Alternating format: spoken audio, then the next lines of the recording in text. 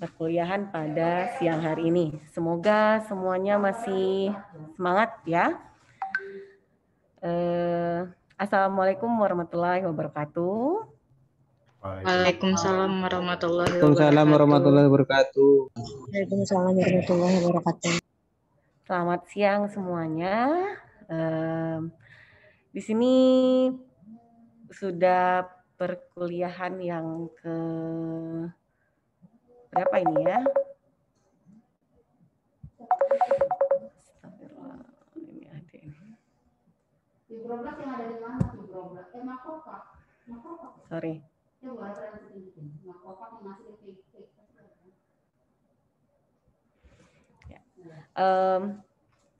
Ini sudah pekan kedua ya. Pekan kedua kalian di kampus Merdeka mengikuti program dari kampus mereka FK Unsri. Saya ucapkan selamat, masih panjang, kita masih akan ketemu di beberapa materi, praktikum, dan lain-lain. Saya mengucapkan, mengapresiasi sekali teman-teman sudah bergabung, terutama teman-teman yang mungkin dari luar atau teman-teman FK sendiri yang mungkin dari malah bukan dari bidang kesehatan ya. Teman-teman dari FK mungkin sudah menyesuaikannya mungkin lebih mudah karena mungkin memang itu materi yang ada ya. Tapi kalau misalnya teman-teman dari luar yang bukan dari kesehatan, saya apresiasi sekali teman-teman sudah mau belajar, mau bergabung, mengikuti prosesnya dengan baik. Oke, saya akan share materi kita pada siang hari ini. Materinya nggak banyak ya, nggak banyak dan tidak ribet. Tapi nanti ada yang dikerjakan di belakang gitu. Oke. Saya share screen dulu. Sebentar. Kotak 3 dengan kotak 4 itu tinggal yang kurang tuh kotak trikonya. Oke. Iya, itu aja. Saya share. Oke. Ya. Materi kita pada siang hari ini adalah kesehatan gigi. Suara saya terdengar jelas ya? Jelas, Bu. Jelas, dokter. Jelas, Ibu. Terima kasih. Kesehatan gigi dan mulut. Di mana kita tahu kesehatan gigi dan mulut itu penting karena seperti keseharian kita makan masuknya kemana? Ke mulut ya. Kita makan masuknya ke mulut. Ya jadinya semua yang kita makan melalui gigi, mulut. Kalau misalnya gigi kita sakit, mulut kita sakit, kita makan jadi tidak enak, tidak nikmat. Jadi penting sekali menjaga kesehatan gigi dan mulut. Kesehatan gigi dan mulut ini teman-teman juga harapannya di sini kalian lebih paham, bisa menularkan, bisa memberi informasi ke orang-orang sekitar gitu ya. Tidak hanya bagi diri kalian, tapi kalian bisa memberikan informasi ini ke orang-orang sekitar. Oke. Mana nih nextnya? Ya, oke. Kalau kata orang tidak kenal maka tidak sayang, ya. Jadi sebelum saya lanjut ke materi kuliah edukasi kita, saya memperkenalkan diri. Nama saya Dr. Gigi Hema Awalia, MPH. Tempat lahir Palembang 10 Juli 1984, pendidikan saya di manajemen rumah sakit. Jadi saya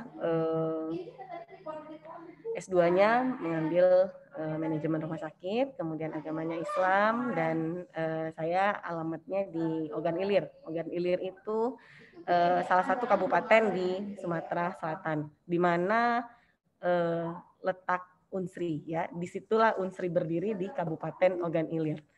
Itu dulu saya bercita-cita sekali ingin menjadi mahasiswa Unsri, tapi ternyata saya tidak diterima di Unsri, sedih ya. Jadi saya kebetulan riwayat pendidikannya TK SMP di Indralaya di Ogan Ilir, kemudian saya sekolah di Palembang di SPRG Depkes waktu itu, kemudian saya melanjutkan pendidikan di FKG UGM 2003 sampai 2010. Memang kalau orang bilang kalau zaman dulu kuliah kedokteran itu lama ya. Ya mungkin saya salah satu yang mengalaminya 7 tahun, 5 tahun S1 dan 2 tahun profesi atau koas. Kemudian saya lanjutkan S2 di FK UGM, IKM ya, Ilmu Kesehatan Masyarakat FK UGM. Oke, itu tahun 2000 berapa ya? 2011. Oke, kita mulai. Jadi menurut WHO nih, menurut WHO itu ada 50 juta jam hilang per tahunnya itu karena sakit gigi pada anak-anak. Jadi jam sekolah itu, anak-anak itu per tahunnya itu bisa 50 jam yang hilang karena anak-anak sakit gigi. Berarti kan itu masalahnya luar biasa ya. Dan didukung juga dari hasil Riskesdas tahun 2018, dihasilkan bahwa masalah kesehatan gigi dan mulut atau kerusakan gigi dan mulut yang terjadi di Indonesia itu sebesar 57,6%. Jadi cukup tinggi. Dan sementara pemerintah kita, Indonesia, mencanangkan Indonesia itu akan bebas karies tahun 2023. Jadi di tahun 2030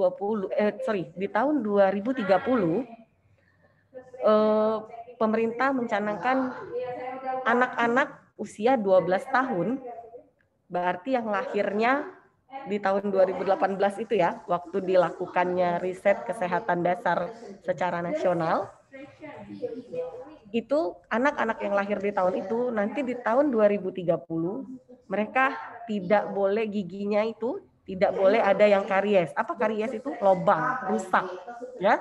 Tidak boleh ada yang rusak. Jadi betapa dengan data yang sekarang kita dapat di tahun 2018 57,6% terjadi kerusakan, jadi begitu besar ya, begitu besar PR kita sebagai masyarakat, terutama juga sebagai petugas kesehatan, terutama juga sebagai petugas kesehatan gigi dan mulut, untuk mensukseskan itu.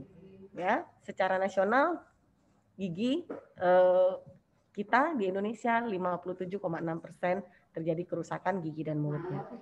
Sementara di Sumsel juga cukup tinggi, 52,4. Memang di bawah rata-rata nasional, tapi itu juga tidak menjadi suatu yang membanggakan karena nilainya juga secara data yang didapat juga cukup tinggi. Kemudian yang menjadi PR berikutnya adalah perilaku menyikat gigi. Kalau di nasional orang menyikat gigi itu 94,7% itu semua orang sudah menyikat gigi. Bagus, hasilnya tinggi sekali. Tapi kalau ditanya kapan sikat giginya, waktu yang tepat dia menyikat gigi, ternyata hanya 2,8% yang waktunya benar menyikat gigi. Kapan sih waktunya menyikat gigi itu? Menyikat gigi itu setelah sarapan pagi dan sebelum tidur malam. Ya. Jadi lagi-lagi nih kita, ya kalian mahasiswa di sini yang jumlahnya mungkin 200-an, tahu ketika gosok gigi itu waktunya ini loh, pagi hari setelah sarapan dan malam hari sebelum tidur. Ditularkan. Semoga kalian menularkan ke 2 orang, yang lainnya menularkan ke setelah yang kalian tulari kemudian menulari lagi. Jangan cuman COVID ya yang bisa menulari ya. Kalau bisa ini juga bisa ditularkan. Jadi kasih tahu, Dek, Kak, Om, Tante, gosok gigi yang benar itu pagi hari setelah sarapan pagi dan sebelum tidur malam. Itu sehingga yang 2,8% ini bisa meningkat. Sehingga kita bisa mencapai Indonesia bebas karies di tahun 2030. Itu harapannya. Itu target pemerintah kita secara nasional ya, dan kita di sini bersama-sama berusaha untuk meraih itu, mewujudkan itu. Riset kesehatan dasar ini tidak dilaksanakan dengan main-main. Ini dilaksanakan oleh dokter gigi, terutama ketika untuk kesehatan gigi dan mulut langsung dilaksanakan oleh dokter gigi, dan kebetulan juga kami terlibat di dalamnya. Itu melibatkan 1.300-an dokter gigi di seluruh Indonesia. Jadi yang meriksa itu bukan perawat atau bukan yang dilatih saat itu partisipan atau relawan, tapi diperiksa langsung oleh dokter gigi sehingga datanya pun valid. Dan standar yang kita pakai pun standar WHO. Jadi Indonesia sekarang sudah punya data yang terstandar WHO. Jadi harapannya nanti ini Riskesdas akan diadakan per 5 tahun. 5 tahun berikutnya, riset kesehatan dasar 5 tahun berikutnya bisa dilaksanakan dengan lebih baik lagi, dan harapannya tentunya hasil ini bisa menurun ya. Kalau untuk yang sikat gigi tadi bisa meningkat, masalah kesehatan giginya bisa menurun. Oke, itulah kenapa kami ingin agar teman-teman di sini paham, teman-teman di sini bisa nantinya menambah pengetahuannya tentang kesehatan gigi dan mulut sehingga bisa mengedukasi orang-orang di sekitarnya. Oke. Yang pertama saya share adalah bagian-bagian mulut, gigi dan mulut ya. Jadi di dalam mulut kita ini ada gigi, dan gigi itu fungsinya macam-macam. Nah, ini dia. Dimulai dari bibir atas ini. Ini bibir. Bibir atas, saya rasa tahu semua ya, bibir. Kemudian ada frenulum labial. Ini frenulum ini kalau kalian angkat atau tarik bibir kalian akan melihat seperti tali yang menghubungkan rahang atas ini ke bibir. Ya, itu namanya frenulum. Oke. Kemudian ada palatal. Palatal itu kalau sering dibilang langit-langit. Langit-langit itu namanya palatal. Palatal itu ada palatal yang keras, ada palatal yang lembut. Palatal yang lembut itu di bagian ke belakang lagi. Ini soft palatal, ya. Ini. Kemudian ini ada glossopalatina. Ini kalau di dunia kedokteran biasanya dihafal. Kalau untuk pengetahuan secara umum ini cukup kalian ketahui, ini namanya glossopalatina, tapi untuk langit-langit biasanya kalian sudah tahu ya, sudah awam. Kemudian ada faringopalatina, kemudian ada palatinalnya, ada tang itu lidah ya. Ada lidah, kemudian ada lingual frenulum. Lingual frenulum itu yang di bawah lidah. Jadi kalau kalian angkat lidah kalian ke atas, diangkat ke langit-langit, itu akan ada juga seperti tali, itu namanya frenulum lingual. Lingual itu lidah, di bawah lidah ya. Terus kemudian ada gingiva. Gingiva itu gusi. Kalau orang di kedokteran kadang bilangnya gingiva, di awam itu biasanya disebut gusi.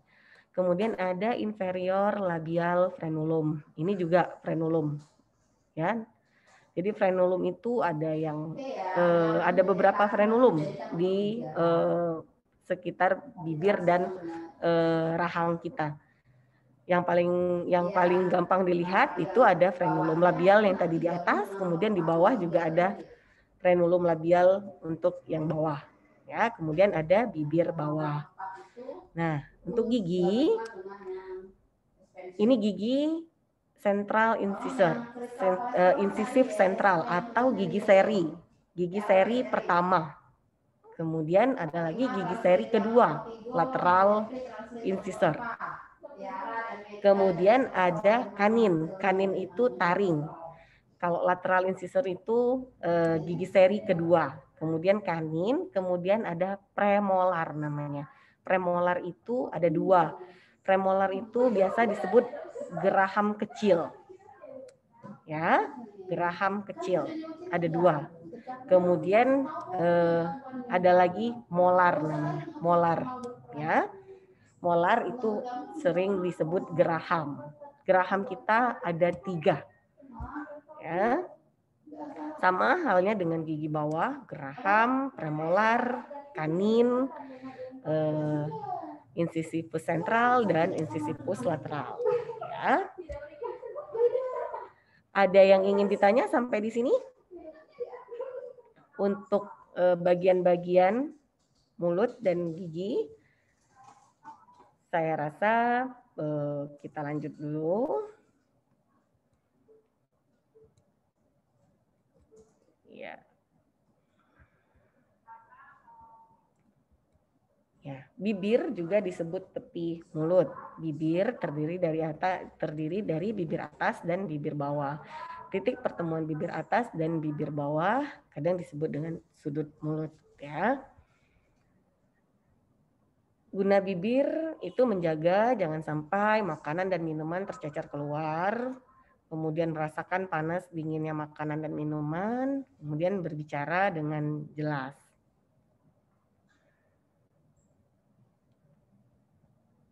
Lidah itu biasanya untuk perasa, ya, yang paling berfungsi itu untuk perasa, mengecap makanan, rasa manis, asin, asam, pahit, dan lain-lain. Kemudian fungsi lidah juga salah satunya untuk menelan, untuk menjilat, untuk berbicara, dan untuk keadaan kesehatan misalnya penyakit tipes lidah tampak kotor. Jadi beberapa penyakit kadang bisa dilihat dari lidahnya. Sering ya kalau misalnya kita ke dokter, kita lagi demam, terus apalagi terutama anak-anak kadang dilihat lidahnya.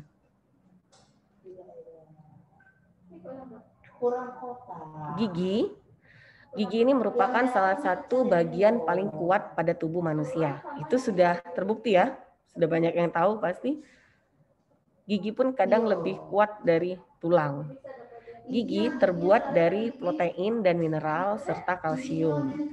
Secara umum, fungsi gigi berperan penting dalam mengunyah makanan serta membantu agar Anda dapat berbicara dengan jelas. Jadi, fungsi gigi di sini selain untuk mengunyah, untuk makan, dan dia juga membentuk profil wajah, ya. Bayang ya kalau misalnya gigi depan kita habis, tampak keriput. Apalagi kalau gigi geraham sini banyak yang habis, itu juga tampak bisa membuat kita tampak keriput. Bahkan gigi ini pun kadang bisa membuat kita tampak terlihat tua, ya. Yaitu tadi kalau misalnya habis keriput dicabut, jadi ya kalau keriput ya kelihatan tua ya. Nah ini gigi penting untuk penampilan, untuk tersenyum, tidak saja tersenyum tapi juga membentuk wajah. Jadi kalau misalnya selain untuk tersenyum, gigi juga membentuk wajah. Misalnya ya kalau gigi ini di beberapa misalnya bentuk rahang dan gigi orang Batak atau orang pada ras-ras tertentu biasanya lebih rahangnya lebih menonjol, sehingga bentuk giginya pun bisa mempengaruhi bentuk wajahnya, ya. Nah, ini macam-macam gigi tadi fungsinya. Gigi seri yang tadi saya jelaskan, biasa gigi depan ya, gigi seri itu untuk memotong, gigi taring untuk mencabik, menyobek, gigi geraham untuk mengunyah atau menghaluskan makanan. Nah, kalau kita sudah ketemu gigi itu nggak hanya yang terlihat di atas, tapi ada bagian yang tertanam di tulang. Jadi di dalamnya gusi kalian itu ada akar gigi namanya. Akar gigi itu kalau misalnya kalian cabut gigi pasti akan terlihat panjang. Kenapa? Karena ukuran dari akar gigi itu 2 kali panjangnya mahkota. Ini crown mahkota, ini akar ya. Panjang akar ini standarnya itu 2 kalinya panjang mahkota biasanya. Jadi kalau misalnya kadang kalian giginya berlubang, misalnya habis rata sama gusi, kayaknya udah nggak ada apa-apanya lagi, udah habis giginya. Tapi begitu dicabut ternyata masih panjang, ya, karena akarnya di sini panjang yang tertanam 2 kalinya panjang dari mahkotanya ini. Nah, di mahkotanya ini kalau kita potong ada lapisan-lapisan, nggak hanya putih gini aja, putih tok gini enggak, tapi ada lapisan. Namanya email atau enamel, kemudian ada dentin, kemudian ada pulpa. Pulpa itu yang merah. Ya. Kalau email itu lapisan paling luar gigi, merupakan jaringan yang terkeras dari seluruh tubuh kita dan melindungi gigi selama mengunyah. Jadi kalau email ini, kalau gigi kalian masih terlapisi email, kalian sikat sekuat-kuatnya, nggak apa-apa. Tapi ketika kalian sikat gigi salah, kemudian gusinya ini turun, kalau gusinya ini turun, kemudian dia akarnya yang terlihat, kalian gosok, kuat-kuat, disitulah terjadi sensitif. Akarnya pun akan aus, berkurang sedikit demi sedikit lapisannya, karena tidak ada lapisan email di akar, ya. Makanya kadang kita sering, kayaknya aku udah gosok gigi terus kok masih ngilu ya, ada bagian yang ngilu ya, gitu. Jadi lapisan enamelnya di akar itu tidak ada. Jadi ketika kalian gosok gigi terus secara kuat, kemudian kena gusinya akhirnya turun, terbuka, akar giginya terbuka, begitu kalian gosok, itu akan menyebabkan gigi kalian sensitif karena lapisannya akan berkurang. Ya, kalau lapisan dentin adalah lapisan yang berwarna kuning mengelilingi pulpa. Dia agak kekuningan daripada lapisan email. Dan lapisan pulpa yaitu lapisan bagian terdalam dari gigi yang terdapat pembuluh saraf, pembuluh darah di dalam lapisan pulpa ini. Jadi ketika kalian mengalami sakit gigi yang hebat, itu biasanya lapisan pulpa ini sudah terkena atau lubangnya sudah mencapai ke lapisan pulpa. Ya. Oke. Ada yang ingin ditanya? Sampai situ? Izin dok, bertanya dok. Oke, silakan. Siapa ini? Haris dok. Haris. Mungkin mau bertanya sekaligus untuk saya pribadi dok.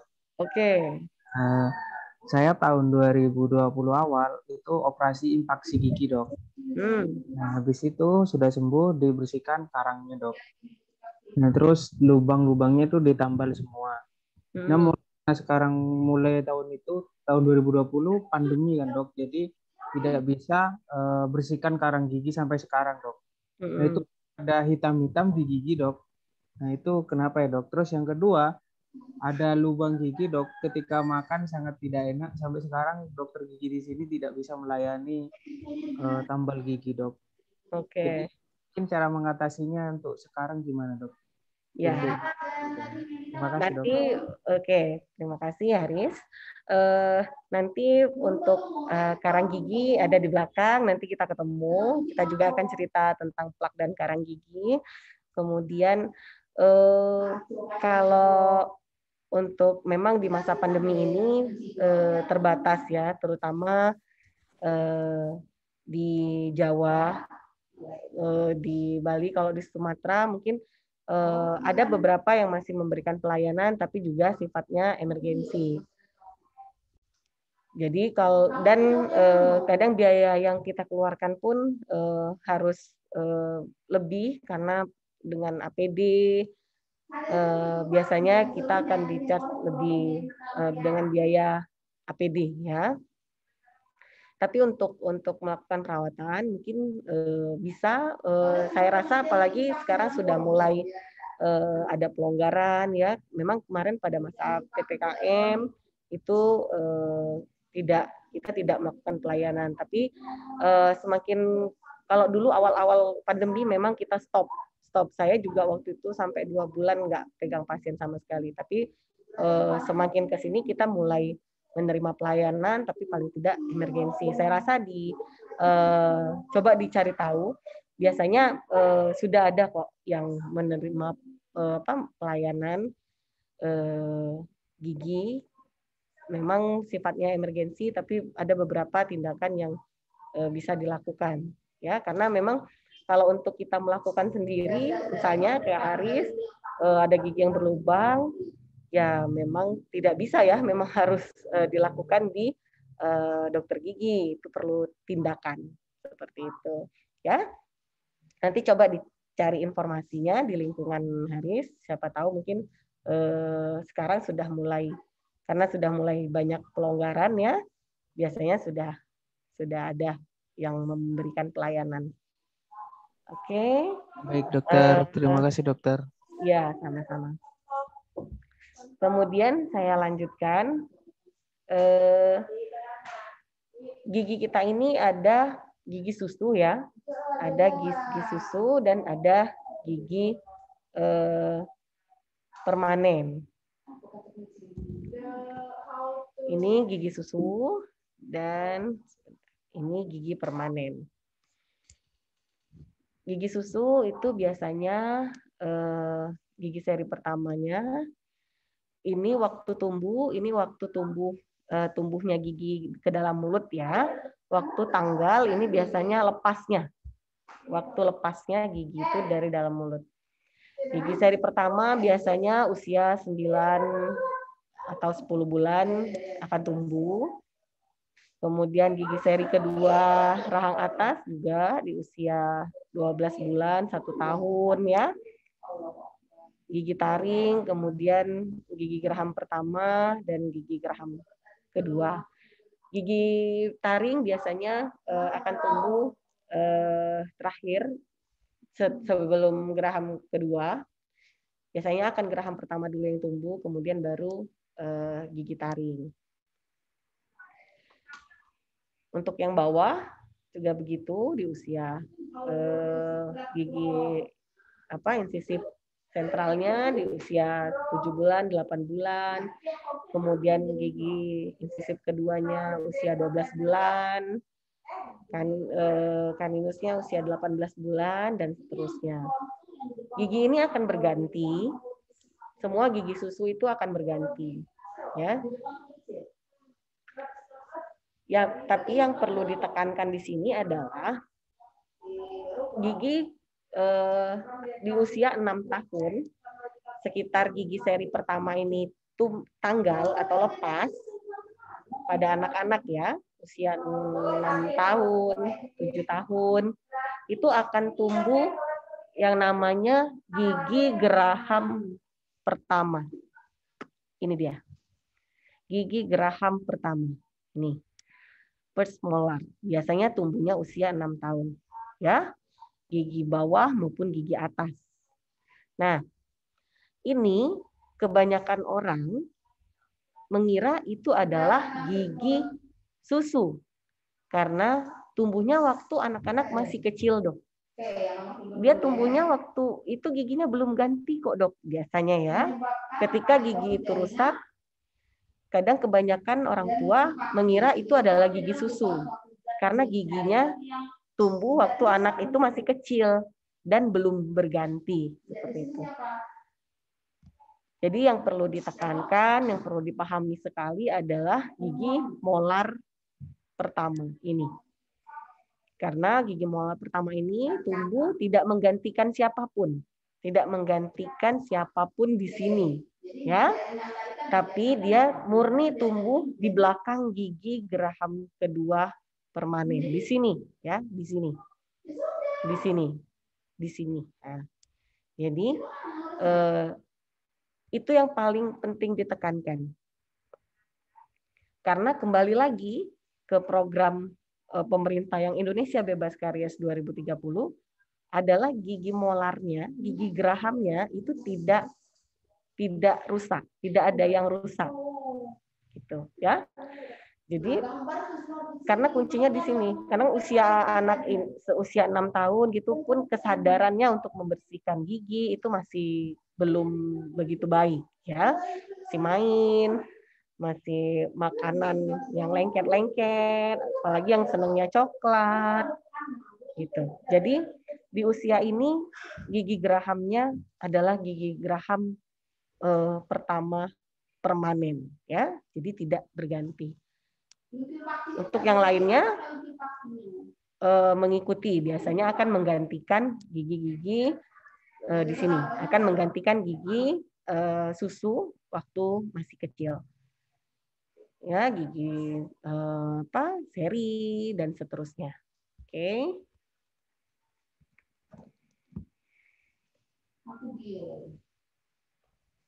Bila gigi susu tanggal sebelum waktunya, maka gigi tetap akan tumbuh tidak pada tempatnya. Letak gigi tidak beraturan, menumpuk dengan gigi lainnya. Ya, kadang gitu ya. Gigi terutama sebenarnya yang kondisi sekarang memang gigi-gigi besar, giginya besar-besar, tapi rahangnya kecil. Nah, itu juga mempengaruhi. Kadang gigi apa namanya serinya udah lepas, atau paling sering sebenarnya di gigi taring ya. Gigi taring gingsul kalau kata orang. Kalau kata orang awam gingsul, kalau kata dunia kedokteran biasanya persistensi. Itu akan terjadi ketika gigi yang ini tumbuh, terus gigi ini lepas, gigi ini juga lepas, tumbuh gigi permanen dan tempatnya sempit, gigi ini sempit jadi. Atau kadang kalau tadi kondisinya dia lepas juga, ini juga lepas, tapi tumbuhnya masih lama gitu. Ini usia 7 tahun baru tumbuh, ini juga usia 8 tahun baru ganti, sementara gigi taring usia 11 tahun. Jadi kadang giginya habis semua, tapi gigi taringnya baru tumbuh umur 11 tahun, sehingga gigi taring ini tidak punya tempat untuk tumbuh. Gitu. Makanya itulah pentingnya gigi itu tanggal harus sesuai waktunya. Ya, ini tadi gigi tetap pertama kali tumbuh adalah gigi geraham pada usia 6 tahun. Ya, yang tadi saya tekankan.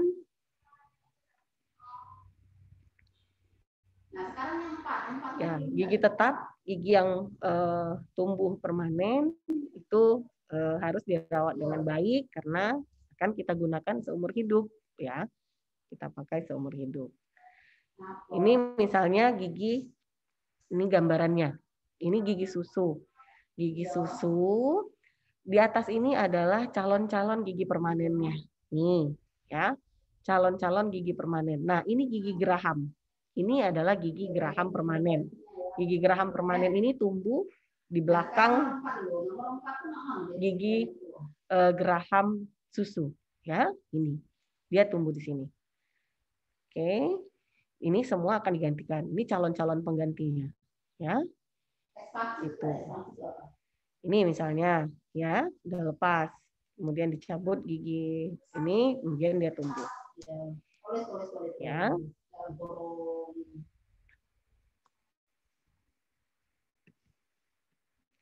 Kemudian berikutnya gusi.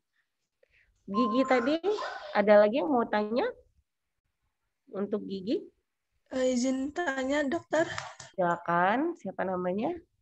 Iya, perkenalkan dokter, saya Charles Fidelia dari Universitas Wijaya.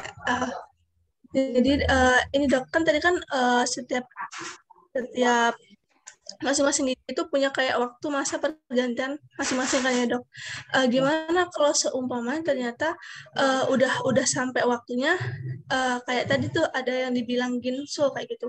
Apakah secara untuk yang benernya itu harus dicabut atau dibiarkan saja kayak gitu dok?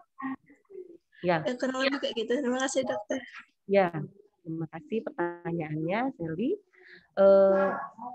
Jadi kalau misalnya gigi kita itu, gigi susu terutama ya, sudah waktunya. Jadi di situ kadang kita penting mengetahui kapan sih gigi ini bergantinya. Jadi ketika dia usianya, misalnya aja gigi depan yang paling kebanyakannya, kadang saya juga sering menemui pasien yang sudah usianya 9 tahun, tapi gigi depannya itu dibiarkan ada 2.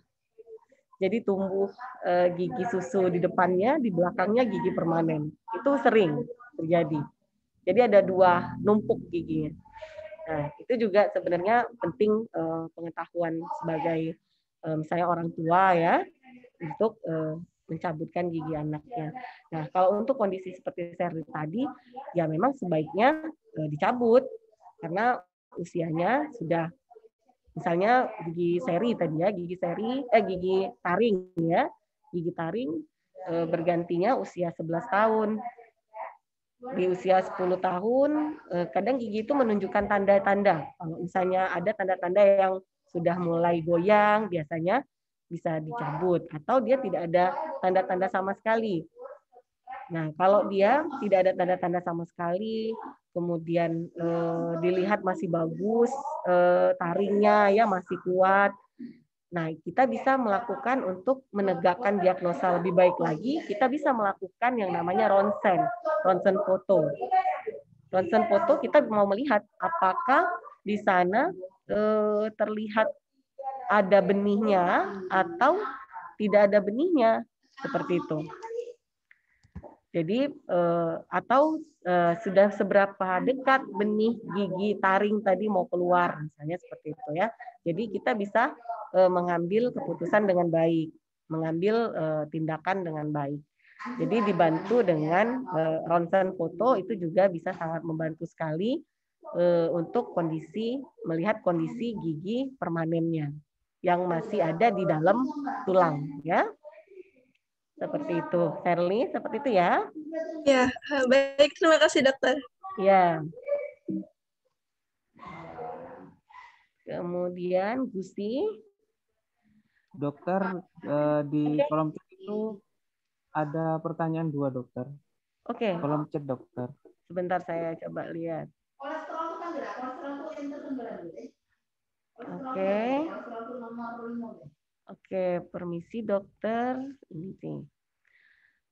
Izin bertanya, kalau mencabut gigi sendiri, tidak pergi ke dokter, itu bagaimana ya dok caranya dengan benar supaya tidak mengakibatkan neuralgia trigeminal dok? Terima kasih. Oke, mencabut apa nih? Oh ini beda orang ya. Oke, sebentar. Saya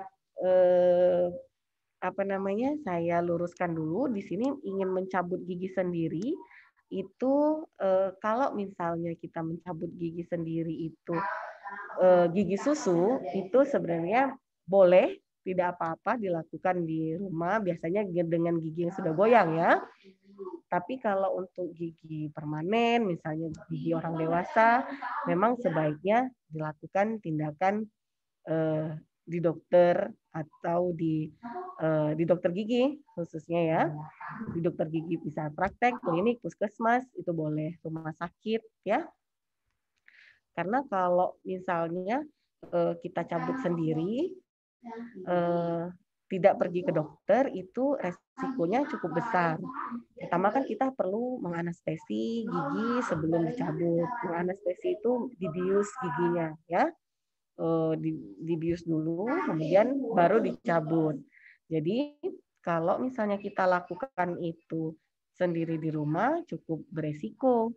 Ya, kalau saya lebih menyarankan untuk dilakukan di benar-benar di posisi gigi, posisi dental unit ya, terutama karena itu tindakan yang cukup mempengaruhi syaraf-syaraf sarapan ya, gitu. Gitu ya. Siapa nih? Farhan Febri Abkari ya, dari Ibnu Sina. Kemudian ada lagi pertanyaan dari Fiona Salva. Permisi dok, ingin bertanya, apa benar gigi itu tumbuhnya genetik dari orang tua? Maksudnya kalau orang tua punya gigi yang rapi, kemungkinan besar anaknya juga akan punya gigi yang rapi. Begitu juga sebaliknya. Kira-kira itu mitos atau fakta ya dok? Terima kasih. Ya, itu biasanya akan berhubungan ya. Bentuk rahang, terutama bentuk rahang dan bentuk gigi ya, itu biasanya ada pengaruh dari genetik ya, itu ada memang fakta ya, ada, bukan mitos. Kemudian dari Karin Rafika, atau kalau yang ini penanyanya ingin berkomentar langsung boleh ya, di ini aja, di raise hand aja atau langsung di unmute. Kemudian dari Karin Rafika, izin bertanya dokter terkait gigi bungsu yang dikenal di masyarakat awam, mengapa ya dok pada beberapa orang ada yang mengalami sakit pada saat gigi tersebut tumbuh dan sebagian orang lagi tidak? Dan biasanya pada usia berapa ya dok gigi tersebut akan tumbuh? Terima kasih. Oke, jadi kalau gigi geraham ketiga itu memang dipengaruhi oleh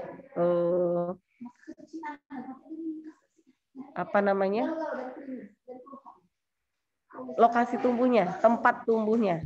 Itu pertama ya. Pertama, tempat gigi tersebut tumbuh apakah cukup atau tidak.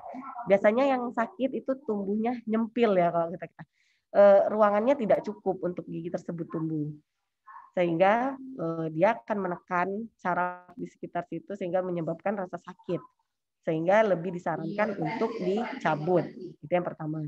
Dan yang kedua, kadang posisi giginya itu tumbuh tidak normal. Kalau normal gigi tumbuh mungkin tumbuh ke atas ya, naik gini. Nah, kalau gigi yang biasanya sakit, biasanya tumbuhnya miring begini. Kalau ini misalnya gerahamnya ya, ini gerahamnya biasanya kan tumbuhnya begini. Kalau nggak tumbuh begini, dia tumbuhnya begini. Atau tumbuhnya tidur beneran gini. Jadi dia akan tumbuh horizontal. Kalau bukan tumbuh secara vertikal, tumbuh gigi, ya, dia akan tumbuh secara horizontal. Dan itu juga menyebabkan rasa sakit. Pada orang yang mempunyai ruangan yang cukup, dia bisa tumbuh dengan baik. Tapi ketika ruangan di rahangnya tidak mencukupi untuk tumbuh, biasanya akan timbul rasa sakit. Gitu ya. Oke. Ada yang mau bertanya lagi ini? Masalah gusi turun itu apa benar dapat diturunkan dan bagaimana cara mencegahnya ya dok? Gusi turun.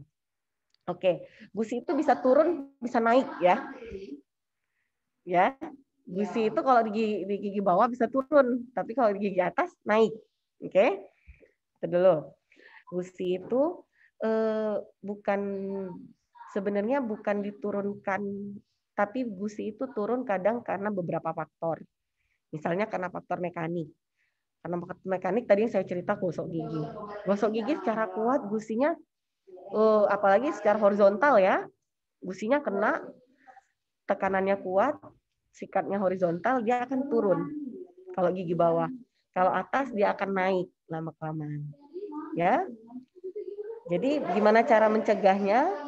Sayangi gusinya. Sayangi gusinya dengan baik. Gimana cara sayangi gusinya? Bersihkan karang gigi yang ada di gusinya. Kalau banyak karang giginya, itu juga akan menekan gusi bisa turun atau naik di atas, ya. Jadi kalau karang giginya penuh nempel di gigi, gusinya ngalah tuh minggir gini, ya. Jadi gusinya bisa turun atau bisa naik kalau gigi atas. Sehingga akar giginya itu akan kelihatan. Yang tadi saya cerita akarnya tertutup oleh gusi, kemudian akarnya akan kelihatan. Kalau sudah akarnya kelihatan, permasalahannya adalah bisa menimbulkan ngilu karena tadi bagian akar gigi tidak dilapisi oleh email, ya. Oke. Saya lanjut lagi dulu ya. Ya, terima kasih buat pertanyaannya. Saya senang ternyata teman-teman banyak yang memperhatikan, meskipun mungkin memang di off kamera, tidak apa-apa. Saya yakin teman-teman bisa memperhatikan ini dengan baik, ya. Kemudian, nah ini tadi gusi, ini gusi ya.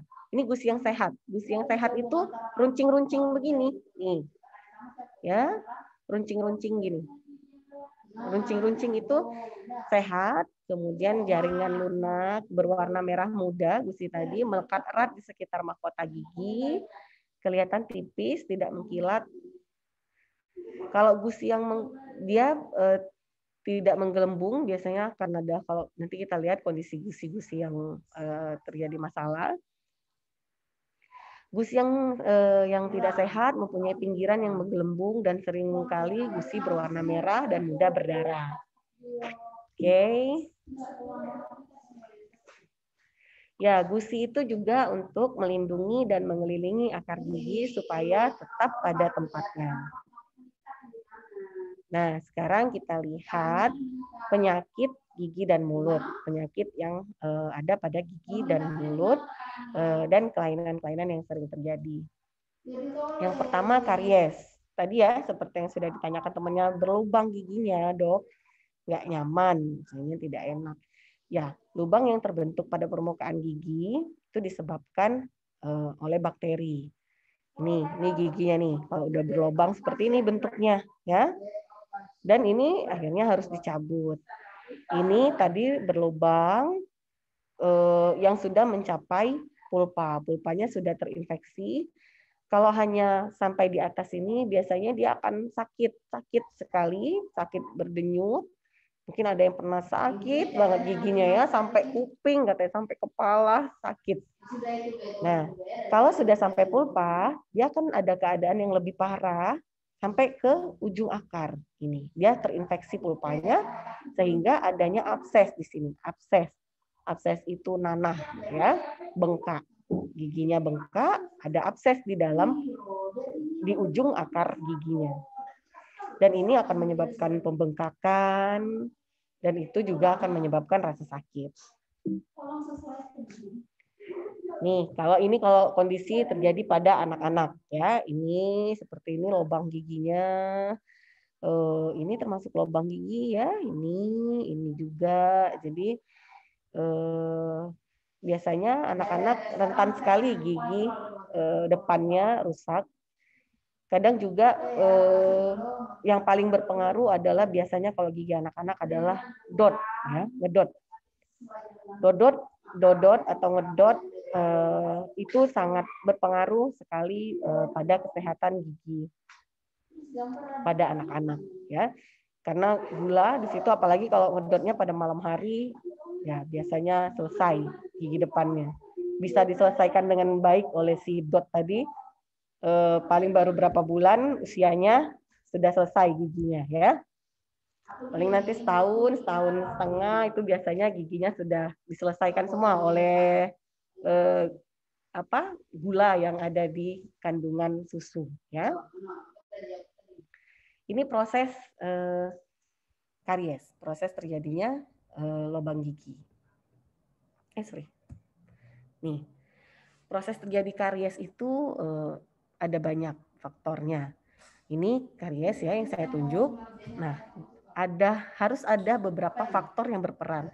Yang pertama ada makanan, kemudian ada mikroorganismenya, kemudian ada giginya, ada waktu. Jadi dari makanan dari mana? Bisa makanan yang manis, lengket, ya. Di sini makanan, kemudian dari makanan ini kan lengket, manis, nempel di gigi, kemudian kita membersihkannya pun juga tidak maksimal, sehingga lama-kelamaan makanan ini tadi akan membentuk sebuah plak. Plak, ada bakteri-bakterinya, kemudian dari plak.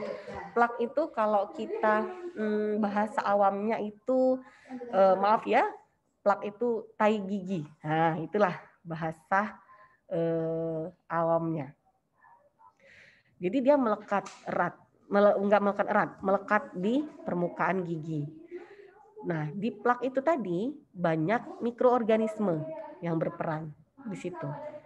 Kemudian lama-kelamaan waktu ya, time, lama-kelamaan dia akan berproses di gigi, merusak gigi, sehingga terjadilah karies tadi.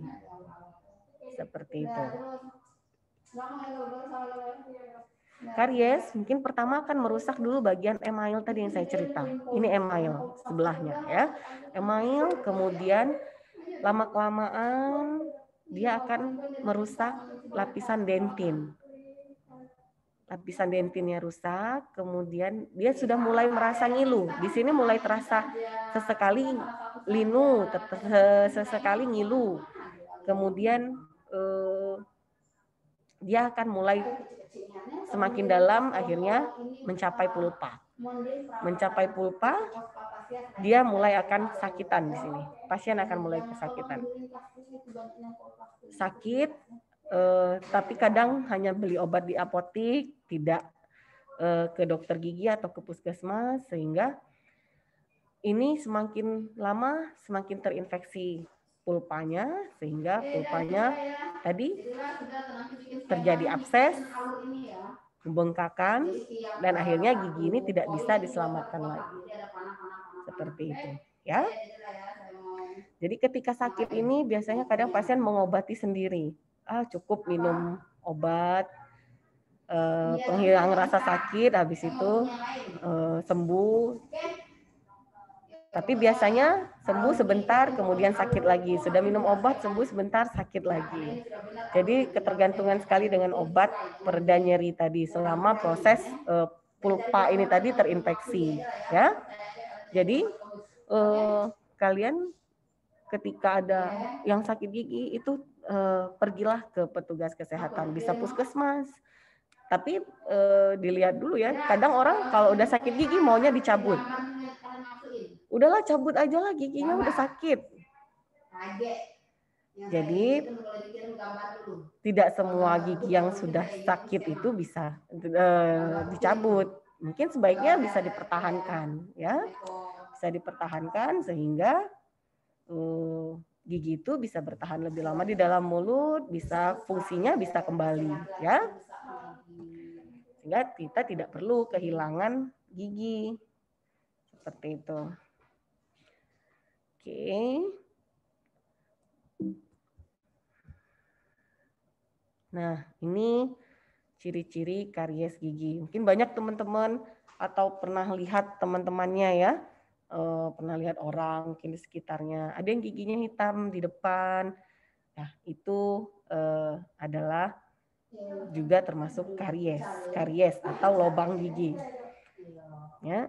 Gigi terasa linu, ciri-cirinya bila kemasukan makanan yang asam, manis, panas, dingin, dan bila ditusuk itu terasa linu. Itu sebenarnya itu masih kalau seperti itu masih tanda-tanda lanjut ya, kerusakan lanjut.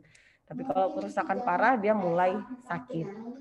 Jadi Misalnya nih, ada lubang yang kecil seperti ini.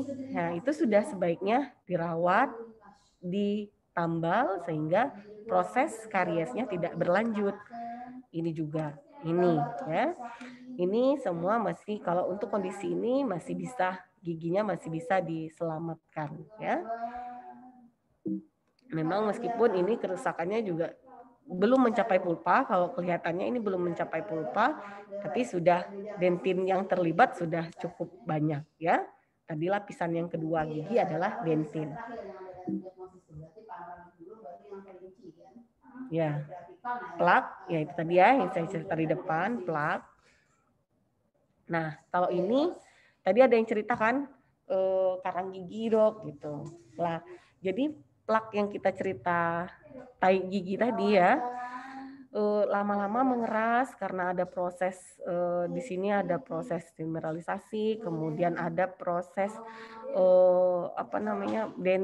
bakteri, mikroorganisme di sini mulai mengeras sehingga menjadi karang gigi. Nah, menjadi karang gigi. Karang gigi ini keras. Kalau plak atau yang kalau bahasa awamnya itu biasa disebut tai gigi ya. Nah, plak itu bisa hilang dengan sikat gigi. Ketika ada plak, kalau kalian iseng mungkin bersihkan dulu tangannya ya, digosok-gosok di gigi, kayak di kerek ya kalau kata orang ya seperti ya bahasa ininya, digosok di giginya, dilihat kadang ada tampak plak di situ, ada tai gigi di tangan kalian. Nah, itu bisa hilang dengan sikat gigi. Tapi kalau karang gigi tidak bisa hilang dengan sikat gigi. Karang gigi harus dibersihkan dengan menggunakan alat yang namanya scaler. Jadi harus dibersihkan dengan scaler. Biasanya dibersihkannya ya ke dokter gigi bisa, ke puskesmas bisa. Jadi dibersihkan giginya. Ya, dibersihkan karang giginya sehingga kerusakan jaringan pendukung giginya tidak berlanjut. Oke, nah kalau tadi cerita gusinya turun ya, ada yang bertanya, kemudian tadi kondisi-kondisi gusi yang membulat, besar, menonjol. Nah, inilah kondisinya. Kondisi seperti ini ya, saya lihat, saya tunjuk di sini. Ini gusinya tidak runcing-runcing kayak gusi yang sehat tadi, tapi gusinya mulai membulat. Nih, membulat ya, membulat sehingga kalau dia membulat mudah berdarah cenderung. Kenapa dia membulat? Karena dia dirusak oleh bakteri-bakteri yang ada di dalam yang ada di karang gigi ini. Ini kan karang gigi ya, kuning-kuning ini karang gigi nih. Nih. Karang gigi banyak bakterinya di sini sehingga zat toksik dari bakteri itu merusak si gusi ini. Nah, gusi ini rusak, akhirnya mudah berdarah, terjadi pembengkakan. Itu namanya gingivitis, radang gusi. Nah, untuk kondisi radang gusi ringan, biasanya ini kalau dibuang karang giginya, ini akan sembuh. Dia akan sembuh, kemudian akan kembali normal, kemudian akan kembali runcing lagi, bentuknya bagus, yang kelihatan menggelembung di sini pun akan hilang setelah karang giginya dibuang, setelah karang giginya dibersihkan, ya. Tapi kondisi ini jika dibiarkan, tidak dibersihkan, dia bakteri ini zat toksiknya akan semakin masuk ke dalam, akan semakin ya merusak tidak hanya gusinya yang dirusak, tetapi juga tulang dari tulang yang ada di dalam gigi ini, tulang yang ada di belakang gusi ini. Di sini sekitaran sini ada namanya tulang alveolar. Jadi tulang pun akan ikut dirusak oleh bakteri yang ada di dalam karang gigi ini. Semakin tulangnya dirusak, tulang itu kan fungsinya memegang gigi ya. tulangnya dirusak, akhirnya giginya akan menjadi goyang. Setelah giginya goyang, akhirnya giginya bisa tanggal, ya, bisa lepas. Itulah kenapa kadang kok gigi saya nggak lobang, nggak kenapa-kenapa, tapi kok goyang ya dok, kok lepas ya dok. Itu karena kerusakannya tadi sudah sampai ke tulang, ya, tulangnya itu sudah rusak sehingga tidak bisa memegang gigi dengan baik. Oke. Nah, ini juga beberapa kondisi kelainan pada gusi. Ini biasanya luka di gusi yang tertembus akar gigi susunya ke atas ini. Ini juga sering terjadi. Biasanya karena proses ada pertumbuhan juga di sini, ada gigi permanen, gigi tetap yang akan keluar kan, sehingga mempengaruhi dari posisi gigi, posisi akar gigi ini. Oke, ada juga pembengkakan karena infeksi gigi yang kropos, misalnya ini ya, terjadi abses, pembengkakan.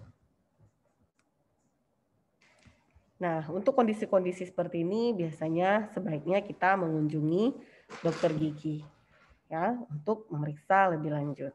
Di sini juga ada beberapa mahasiswa kedokteran gigi kalau nggak salah ya. Saya rasa kalau mahasiswa kedokteran gigi sudah, semoga kuliahnya tidak membosankan ya. Kalau yang lain mungkin yang awam mungkin bisa berkaca ke dirinya, ini enggak ya, gigiku gitu enggak ya, gitu ya. Tapi yang untuk yang mahasiswa kedokteran gigi, semoga ini bisa menambah pengetahuan juga ya, menambah pengetahuan kalian untuk mengedukasi pasien ataupun mengedukasi orang sekitar.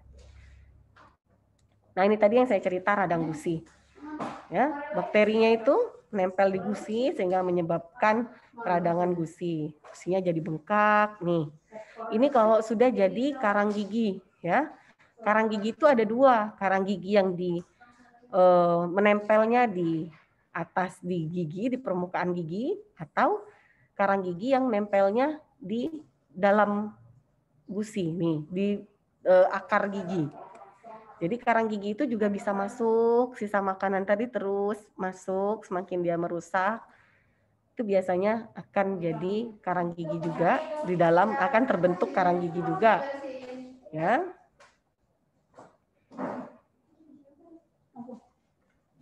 Kemudian ini juga kondisi yang tadi ya, membulat, gusinya membulat sehingga menyebabkan radang gusinya mudah berdarah.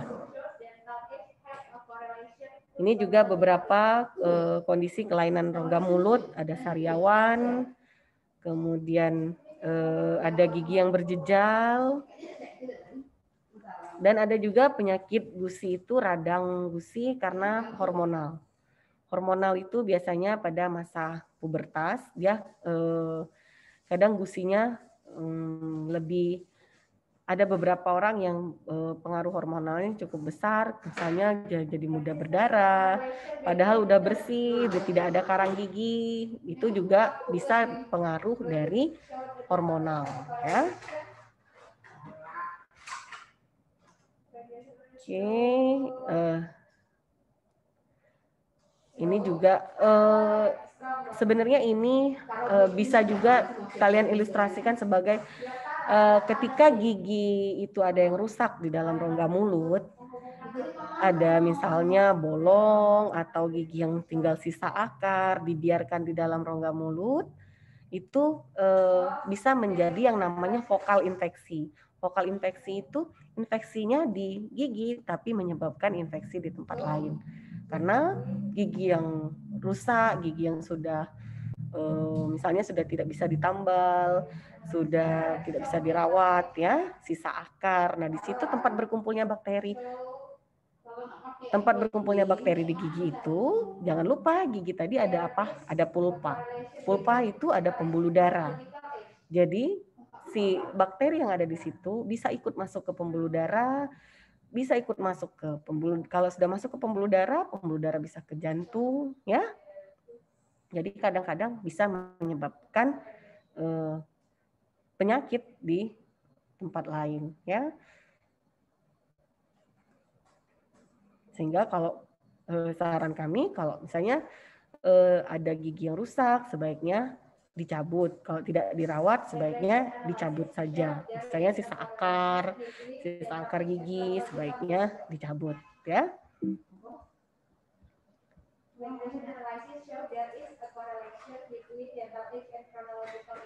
Kemudian kelainan akibat kebiasaan buruk. Ini juga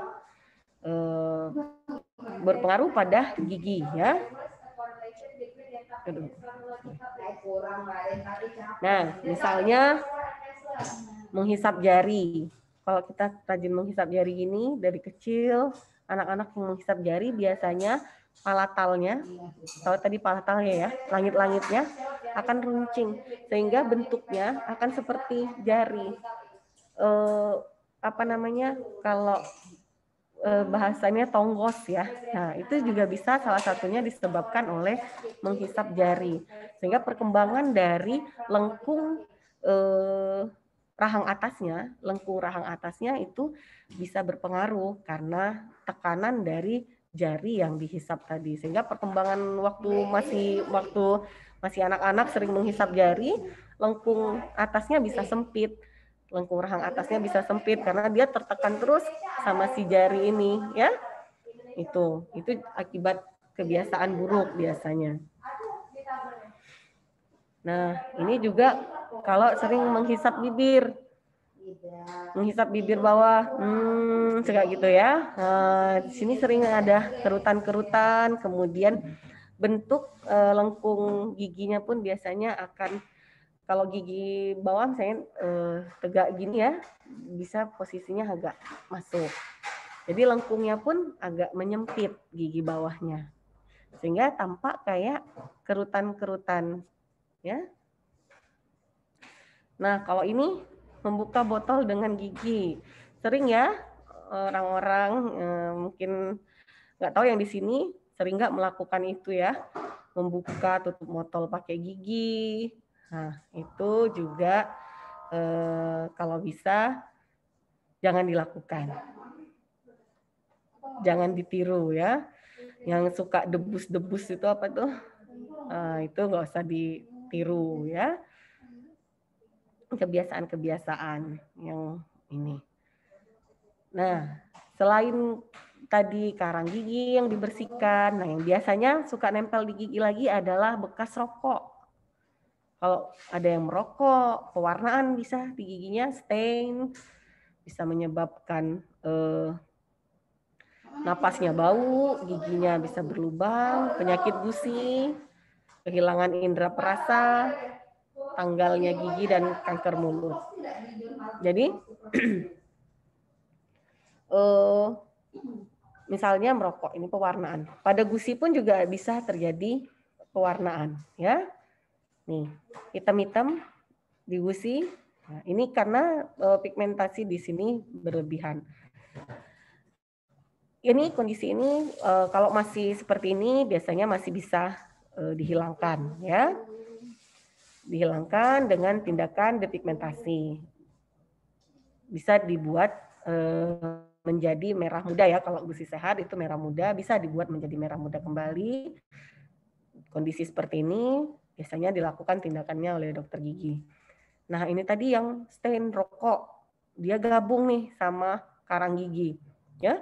Ada karang giginya, ada stainnya, dan kondisi ini bisa dibersihkan. Bisa dibersihkan, tapi membuat kita tidak nyaman ya, karena konsumsi tembakau tadi. Ini kondisi yang sama juga. Kalau ini parah-parahnya kondisi gigi itu biasanya menyebabkan kanker mulut, ya.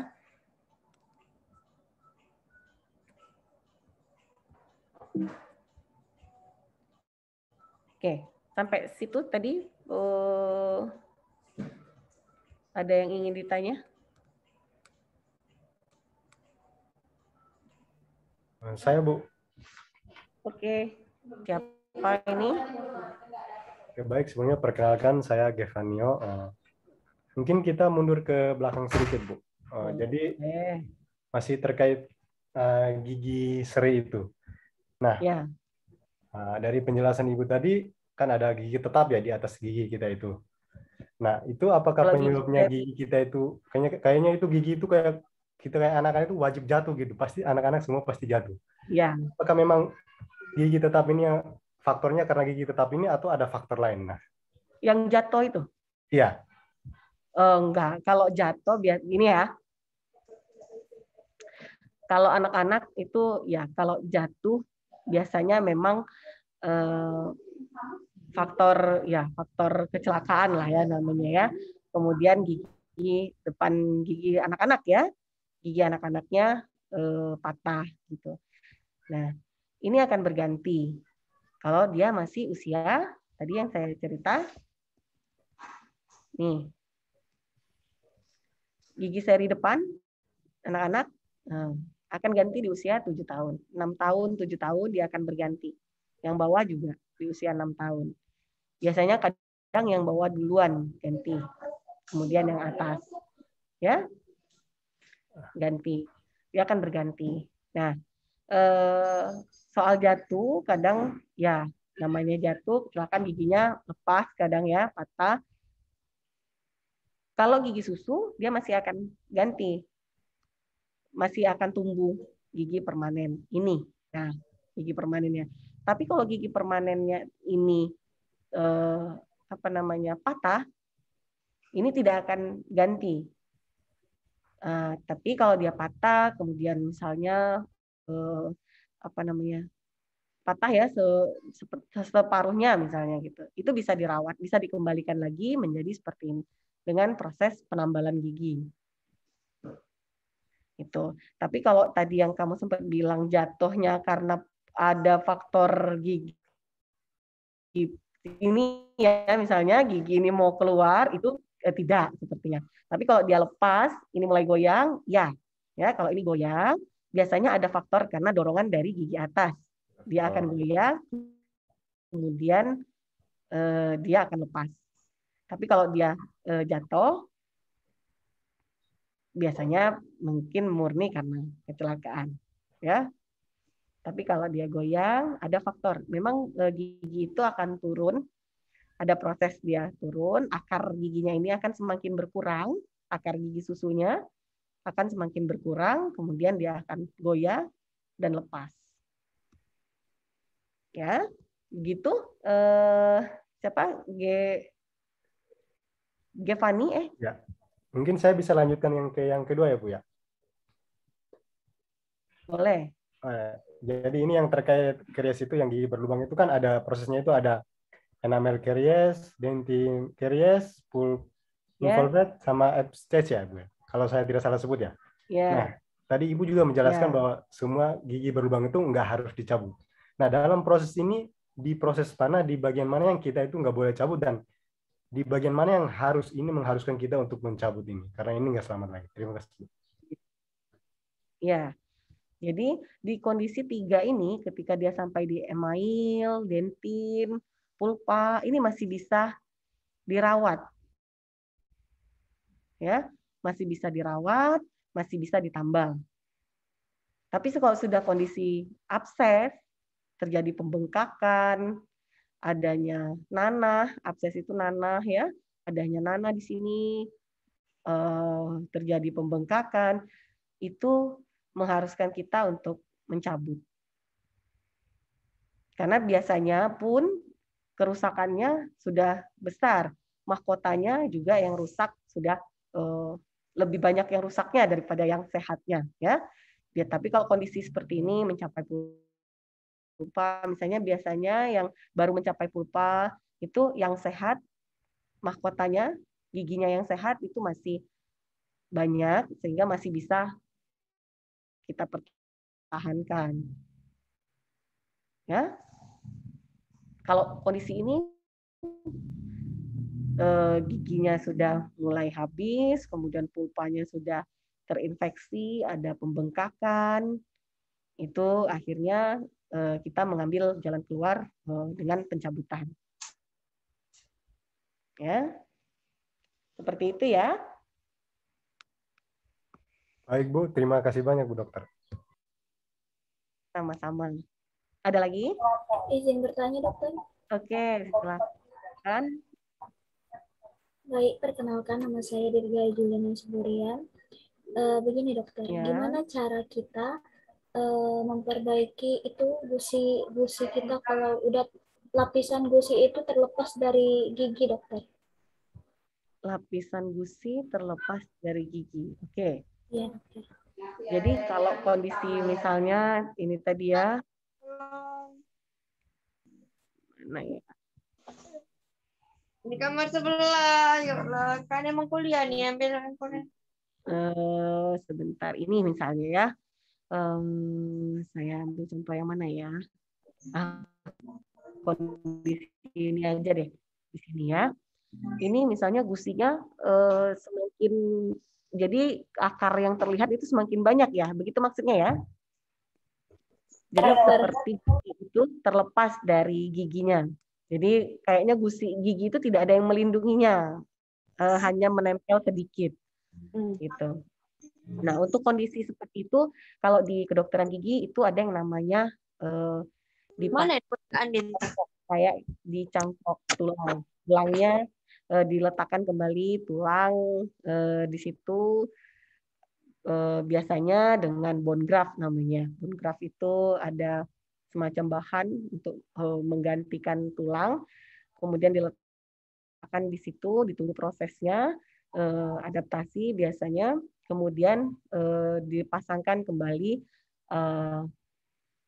gusi. Gusi itu bisa dicangkok dari langit-langit.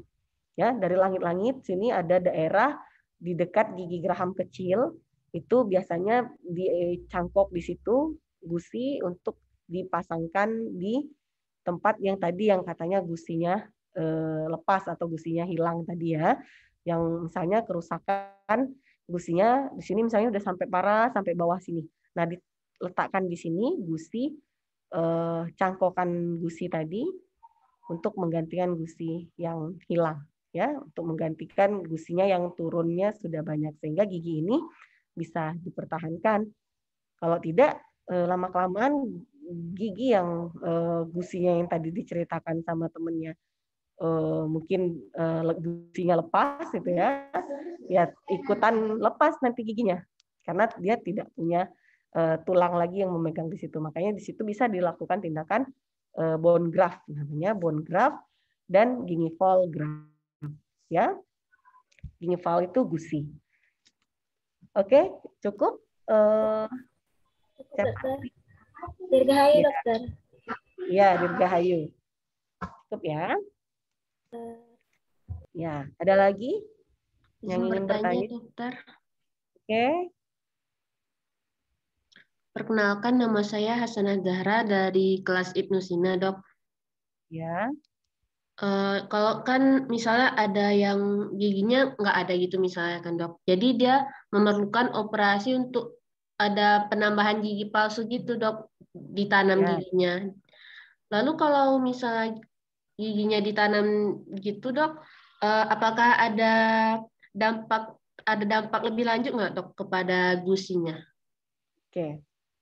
Jadi kalau menanam gigi atau implan ya sebutannya, kalau sebagian orang yang sudah melakukan itu tindakan implan namanya. Implan itu pun juga ada syaratnya. Jadi tidak sembarangan kondisi tidak ada gigi bisa ditanam gigi, tapi juga ada syaratnya. Tulangnya harus bagus, kondisi jaringan periodontalnya juga harus bagus. Jaringan periodontal itu jaringan pendukung gigi ya, seperti gusi, itu juga harus sehat, bagus, sehingga tidak ada keluhan di kemudian hari. Prosesnya pun cukup lama. Yang pertama, kalau kalian cek misalnya di YouTube misalnya ya, itu implan misalnya, itu banyak sekali video-video tentang implan. Dia kayak ditanam mur gitu. diletakkan di dalam tulang, kemudian ditunggu dulu prosesnya, ditunggu adaptasinya, apakah dia akan beradaptasi dengan baik dengan jaringan di dalam rongga mulutnya. Setelah itu baru dipasang implannya, ya. Jadi prosesnya cukup panjang, sehingga benar-benar dipastikan tidak ada kondisi yang membuat itu prognosis itu apa ya, hasil perawatannya menjadi buruk seperti itu. Selain dieliminasi, sudah dieliminasi di depan, yang harus tulangnya harus bagus dan lain-lain. Dan juga setelah perawatan pun ada dikontrol ya, kontrol sehingga sehingga kalau misalnya ada akan menyebabkan ada kemerahan atau peradangan, itu bisa segera diatasi. Oke, gitu ya. Siapa tadi? Hasanah, Dok. Hasanah. Ya. Dok, terima kasih. Ya, ada lagi? Izin dokter, mau nanya dokter. Ya, silakan. Saya Robi dari kelas FIPO. Bertanya tentang kelainan rongga mulut mungkin dokter, tentang sumbing. Nah, sumbing itu dokter, penyebab gagalnya penyatuan dari palatal kata dokter tadi, itu kenapa ya dok? Dan bagaimana pencegahannya supaya dia tidak, anak-anak itu pas minum susu itu tidak masuk ke dalam rongga hidung, itu yang saya baca dok. Jadi kalau bibir sumbing, sebenarnya memang itu kalau untuk kompetensi bibir sumbing, kalau dokter gigi umum itu tidak diberikan ya, terus terang itu sudah ke ranah spesialis memang untuk kalau di gigi ya. Di gigi itu ada tindakan-tindakan yang tindakan operasi bibir sumbing, itu juga ada beberapa spesialis, karena di gigi ini juga ada dokter gigi ini juga ada dokter gigi spesialisnya ya. Ada spesialis konservasi gigi, ada spesialis bedah mulut, kemudian ada spesialis prostodontia, seperti itu. Jadi kalau untuk tindakannya terus terang kalau saya pribadi tidak memahami dengan baik, tapi kalau untuk mencegah kalau bibir sumbing itu memang sebenarnya pembentukan ketika bayi itu baru dilahirkan, proses bayi itu perkembangannya waktu masih janin itu biasanya ada terjadi gangguan ya, gangguan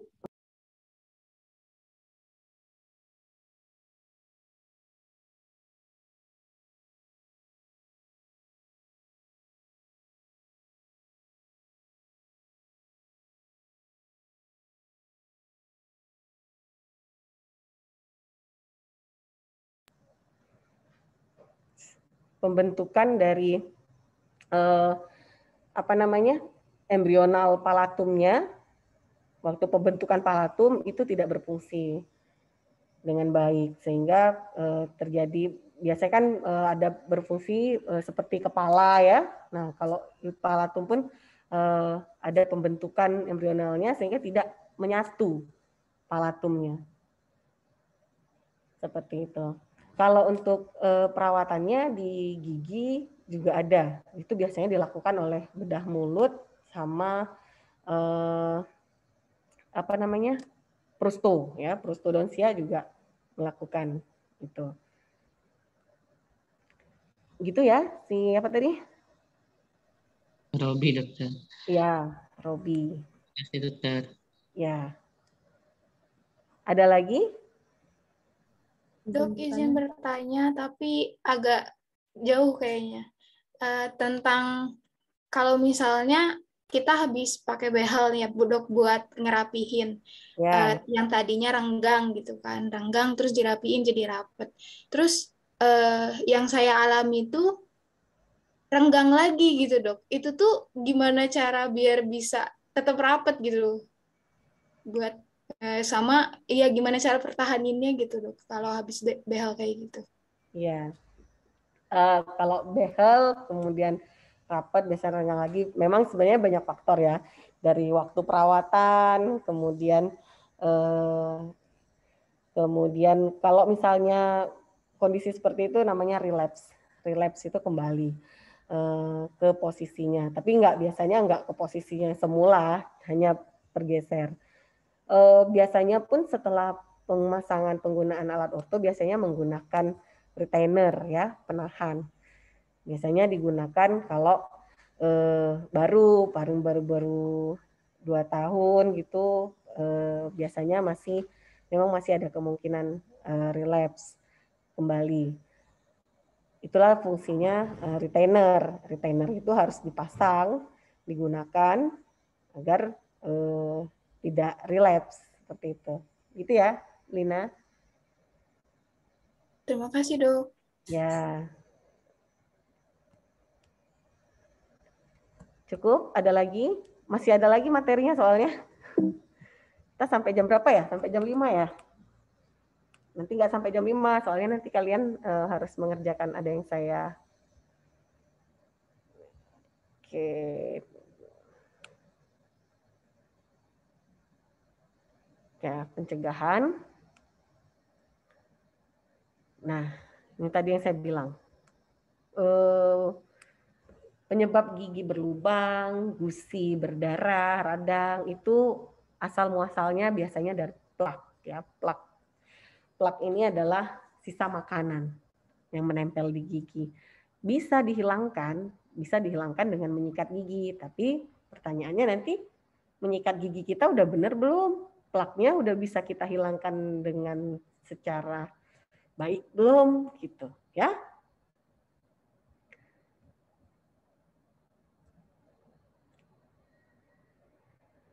Ini biasa memelihara kesehatan gigi, jangan makan manis, konsumsi makanan yang berserat, mengandung air, kemudian menggunakan alat bantu seperti benang gigi atau dental floss untuk di sela-sela membersihkan sela-sela gigi, kemudian memelihara kesehatan gigi dengan cara gosok gigi minimal 2 kali sehari. Kemudian lagi mengandung pasta gigi yang mengandung fluor. Jadi pasta gigi, tapi kebanyakan pasta gigi yang ada sekarang itu hampir rata-rata mengandung fluor. Kemudian membiasakan memeriksa gigi ke puskesmas, rumah sakit, atau ke dokter gigi setiap 6 bulan sekali. Nah, itu tadi bagaimana cara kita sikat gigi. Apa nama sikat gigi? Memelihara kesehatan gigi. Nah, sebelum kita gosok gigi, kita pilih dulu nih sikat giginya. Yang gimana sih sikat gigi itu? Bulu sikatnya tidak terlalu keras. Jangan pakai sikat gigi yang keras-keras. Bulu sikatnya yang datar. Kemudian tangkainya lurus dan mudah dipegang. Kepala sikat kecil agar menjangkau seluruh permukaan gigi. Dan satu lagi, setiap anggota keluarga harus punya 1 sikat gigi dan tidak boleh saling pinjam, ya. Dan sikat gigi itu harus diganti minimal 3 bulan sekali.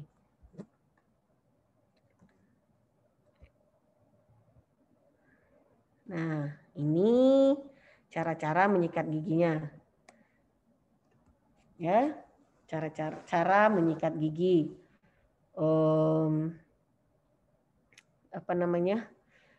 Di gigi dan gusi itu bulu sikatnya menghadap ke gusi dan gigi dengan sudut 45 derajat dan diputar, ya, seperti kalau kata Upin Ipin bulat ya, bulat.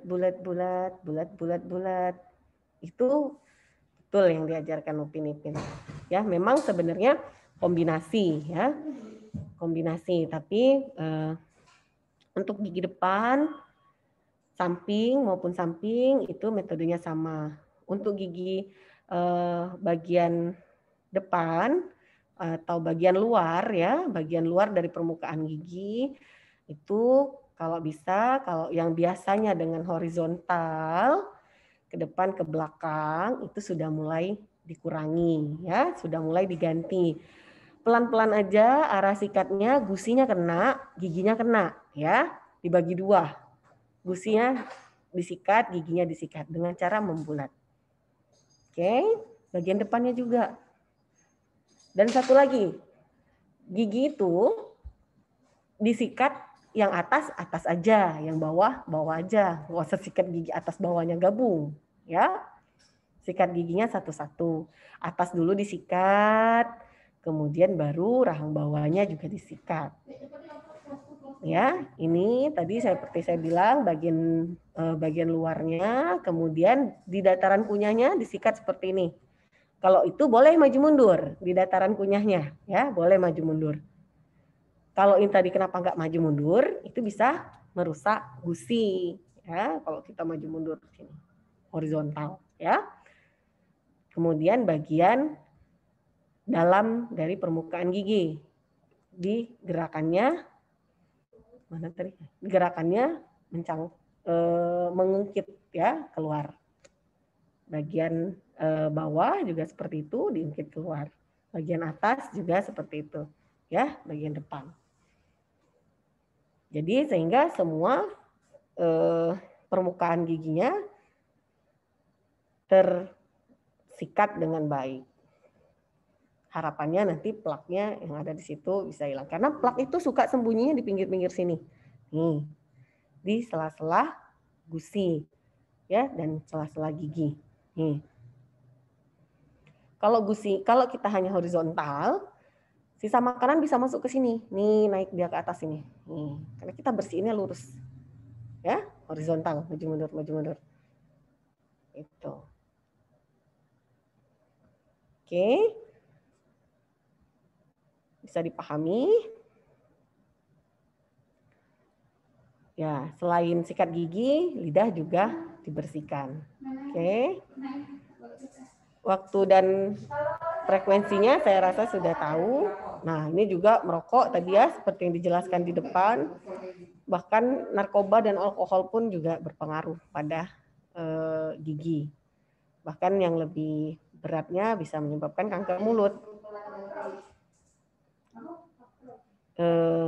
Oke.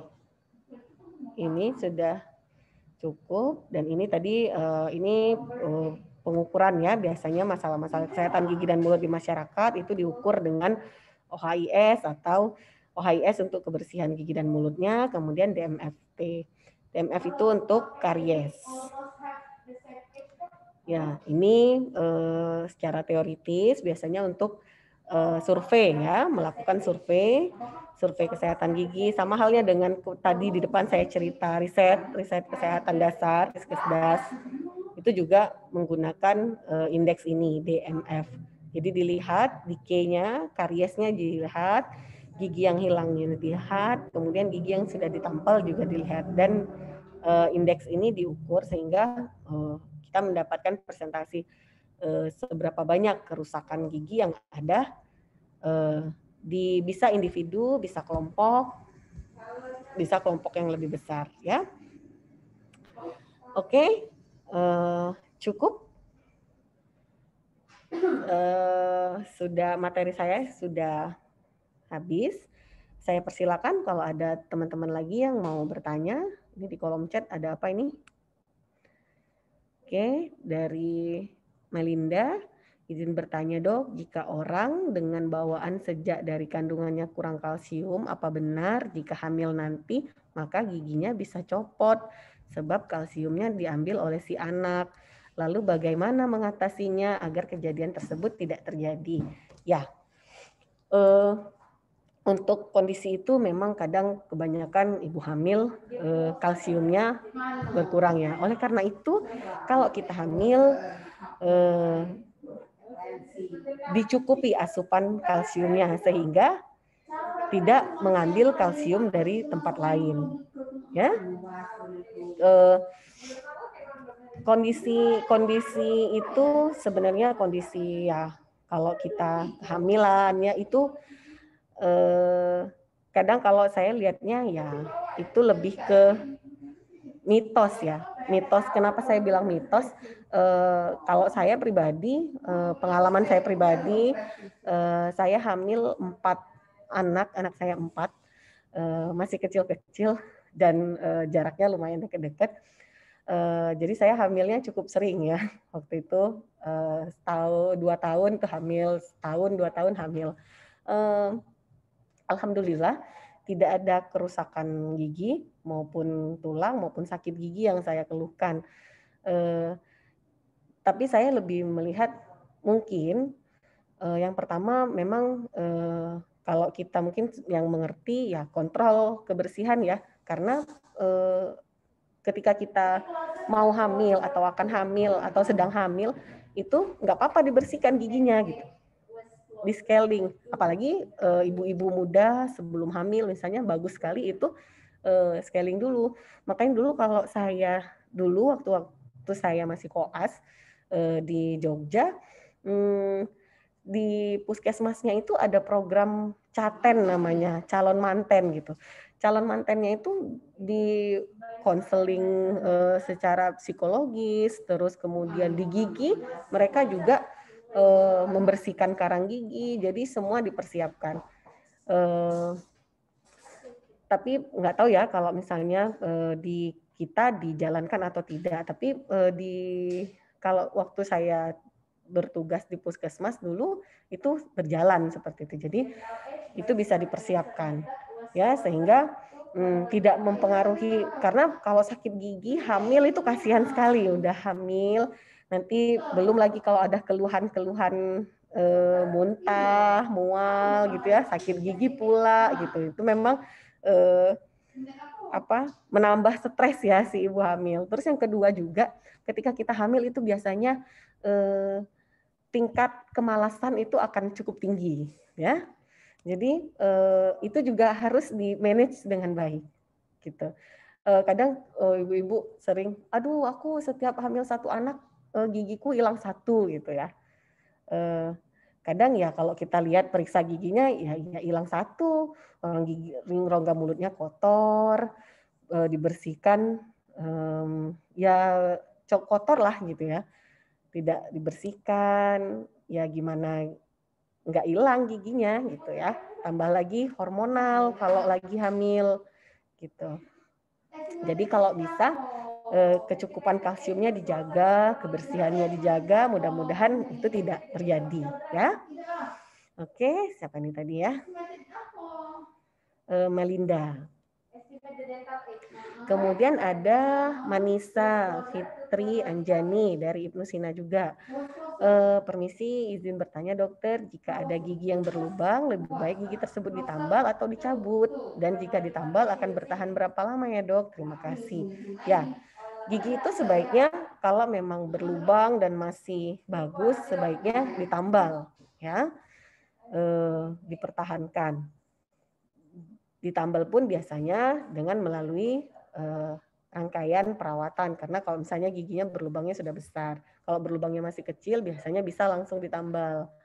Nah kalau ditambal pun kita pun sebagai yang punya gigi jangan setelah ditambal udah, itulah fungsinya kita kontrol ke dokter gigi 6 bulan sekali untuk salah satunya untuk mengontrol itu juga. Misalnya kita punya tambelan, kalau kita datang kontrol ke dokter gigi diperiksa apakah tepi-tepi tambalannya rusak, itu juga bisa dilakukan penambalan ulang, penambalan dibenari ya, tambalannya dibenerin. Sama kayak kalau kita ibaratkan ya, kalau saya ibaratnya kita memang pertama menambal gigi itu bermain dengan makhluk halus ya. Makhluk halus itu maksud saya bakteri. Bakteri itu memang tidak bisa kita lihat dengan kasat mata. Kita berusaha sudah sebersih mungkin, tapi ternyata masih juga ada bakteri yang nyangkut, masih ada bakteri yang menempel di situ sehingga berkembang lama-kelamaan dapat berkembang kembali gitu.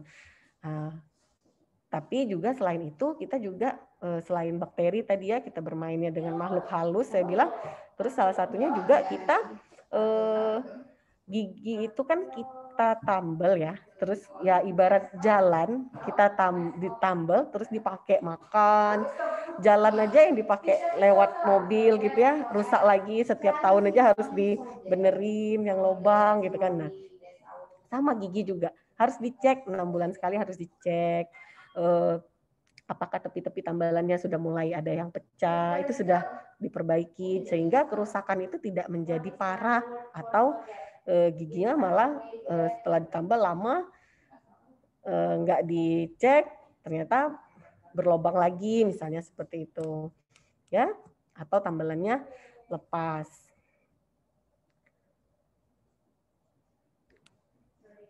Kalau harapannya sih sebenarnya kalau gigi ditambal ya harapannya itu bisa bertahan lama dan mengembalikan fungsi gigi. Tapi kita juga selain itu ada usaha untuk dikontrol setiap 6 bulan sekali dikontrol. Kemudian ada begitu ya, siapa tadi? Manisa Fitri Anjani. Kemudian ada Muhammad Divinubun, salah. Izin bertanya dokter katanya, apa penyebab gigi kita kuning dan walaupun sudah disikat dan bagaimana cara menghilangkannya? Nah tadi biasanya karena karang gigi ya, karena karang gigi itu nggak bisa disikat, tapi harus dibuang dengan scaling, dengan pembersihan karang gigi. Oke. Terus dok, saya Alin dari kelas Nightingale, mohon izin bertanya. Seringkali saya beranggapan bahwa menyikat gigi yang cepat dan kencang akan lebih bersih dari tata cara menyikat gigi yang benar. Apakah cara tersebut dapat menjamin kebersihannya dok? Iya, seperti yang tadi saya bilang, kalau sikat gigi itu nggak perlu cepet-cepet, nggak perlu kenceng-kenceng, nggak perlu keras-keras, karena di situ ada gusi. Gusi itu daging. Apalagi kalau bulu sikat gigi yang kita gunakan juga keras. Itu juga akan merusak gusi. Menggosok gigi itu pelan-pelan aja. Ya, pelan-pelan aja. Tapi semua permukaan gigi tersikati. Memang ya harus, orang beranggapan nggak bersih nanti dok. Itu kurang tepat ya. Plak itu bisa dibersihkan dengan mudah sebenarnya oleh sikat gigi. Ya. Tapi karena kalau terlalu cepat sehingga plaknya malah masuk ke dalam sulcus gingival. Sulcus gingival itu sakunya gusi ya. Ada rongga sedikit di antara gusi dan gigi, nah itu sulcus. Gitu ya. Oke, Manisa, baik, terima kasih dokter. Oke, ada juga dari Winslow Febrianti Serpentina Batubara. Saya, oke, apakah veneer gigi itu juga dianjurkan atau diharuskan seperti scaling gigi yang harus dilakukan 6 bulan sekali? Tidak sayang, veneer gigi itu biasanya lebih ke estetis ya, lebih ke estetis. Biasanya macam-macam, memang mungkin ingin agar giginya, bentuk giginya bisa dibentuk ulang atau pingin yang lebih putih dari warna gigi sebelumnya, itu juga bisa ya, biasanya dilakukan veneer. Tapi tidak untuk bukan untuk yang rutin ya. Kalau scaling itu ya. Oke, ada Alin lagi. Oke, bukan. Ada Divinubun lagi. Oke. Oh ya, Indonesia Timur sudah maghrib ya. Oke, silakan yang Indonesia Timur ya. Sebentar lagi kuliah kita selesai.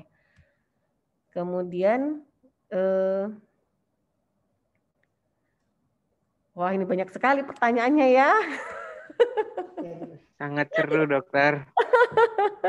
Soalnya masalah pribadi kadang. Masalah curhat ini kayaknya ya. Iya dokter. Saya pengen tanya juga sebenarnya dokter.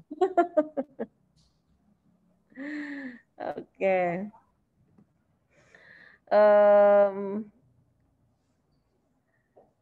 Sagita di Rosanya. Apabila gigi geraham terakhir tumbuh dan posisinya tidak sempurna, kalau tidak dilakukan pencabutan, apakah akan terjadi penumpukan plak? Iya, betul. Biasanya akan terjadi tempat bersembunyinya plak di situ, kemudian akan terjadi karies, lubang giginya ya, malah double-double sakitnya.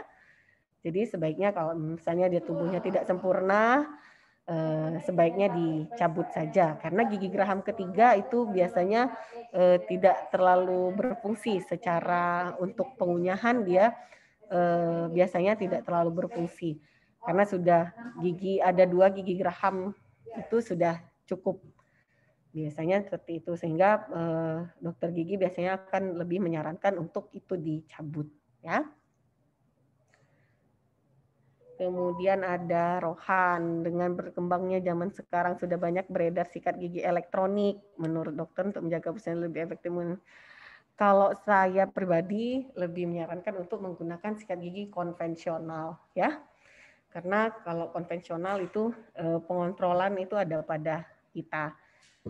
Kalau elektrik itu mesin, ya, kadang ketika misalnya ya kondisi rongga mulut kita gusinya ada bagian yang radang, itu mungkin tidak bisa kita kurangi kecepatannya secara langsung, tapi misalnya ada keluhan sakit atau begitu kita gosok banyak yang berdarah, mungkin kita bisa sedikit mengurangi secara langsung tekanan atau kecepatan atau kekuatan kita menggosok gigi, ya.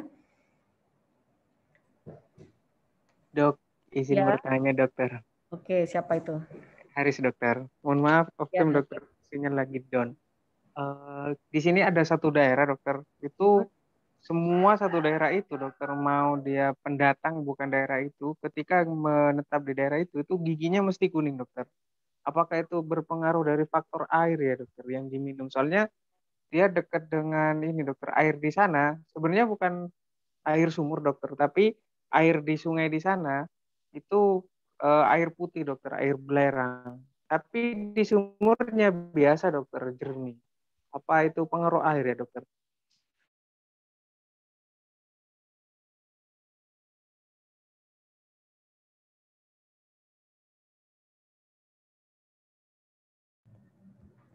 Ya,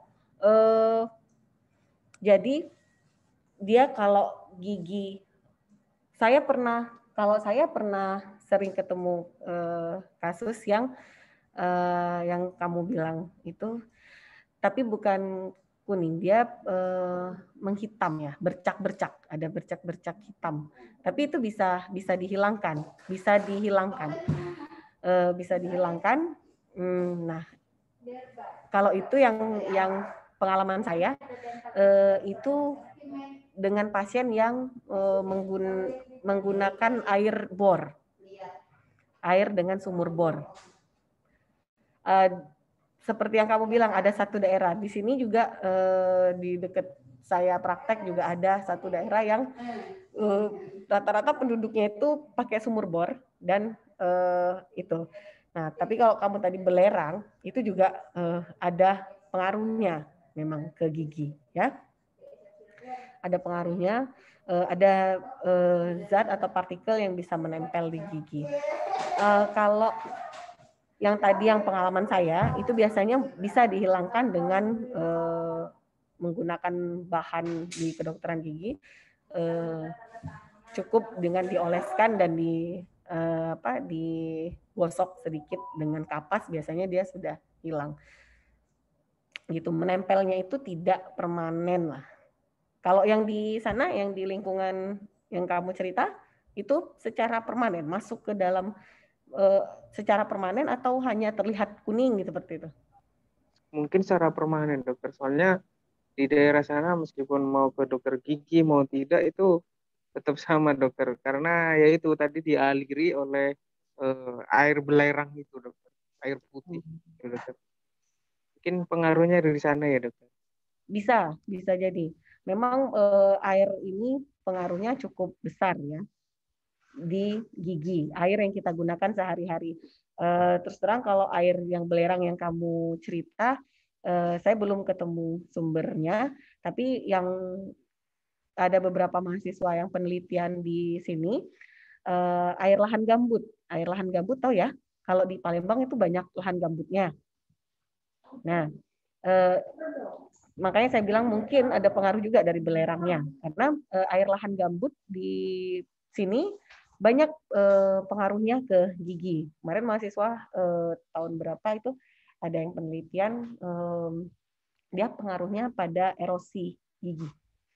Erosi gigi itu kayak aus permukaan giginya, mengalami erosi. Jadi banyak ditemukan seperti itu. Jadi saya rasa mungkin kalau untuk zat apanya saya mungkin belum tahu, tapi pengaruh air itu memang besar sekali. Pengaruh air yang digunakan sehari-hari untuk konsumsi ataupun untuk membersihkan gigi, gosok gigi dan lain-lain itu cukup berpengaruh. Ya, Haris? Baik dokter, terima kasih banyak dokter. Ya, sama-sama. Oke, ada lagi? Saya rasa cukup.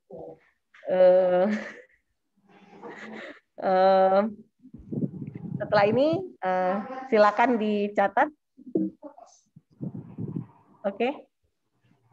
Nanti ini harus saya buka dulu ya, karena saya timer sampai jam. Oh ya, cukup. Silakan dicatat dan diisi di dibuka di Google Form. Silakan isi, ada 2 saja pertanyaan dari saya.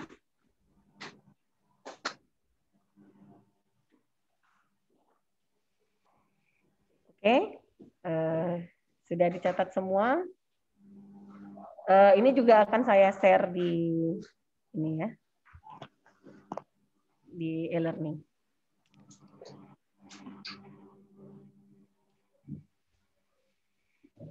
Oke, saya rasa cukup perkuliahan kita pada sore hari ini.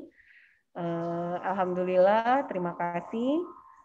Luar biasa, saya apresiasi sekali teman-teman semua masih on sampai hampir jam 5 ya. Nanti ini ada waktu 30 menit untuk kalian mengerjakan apa yang saya tulis di depan ya. Silakan dibuka di Google Form. Terima kasih sekali. Ini materinya nanti akan ada kaitannya dengan praktikum kita. Ya, praktikum kita juga akan kita akan melakukan praktikum dan materi ini kalau bisa kalian bisa gunakan nanti di praktikum, diambil sedikit-sedikitnya ya. Terima kasih banyak. Saya tutup. Kalau misalnya ada yang mau menghubungi saya bisa nanti kontak ke saya.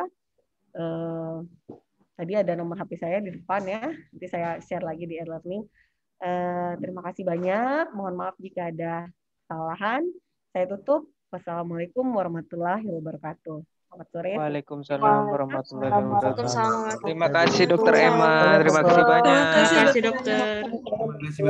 Terima kasih banyak dokter. Ya. Dokter, mohon maaf. Izin live dokter. Mohon maaf, dokter Shirley mau izin bertanya terkait pengisian kuisnya. Ya.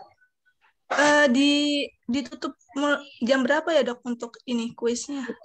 Jam 5. Oh jam 5. Baik, terima kasih dokter. Ya. Dokter, boleh izin bertanya dok? Ya.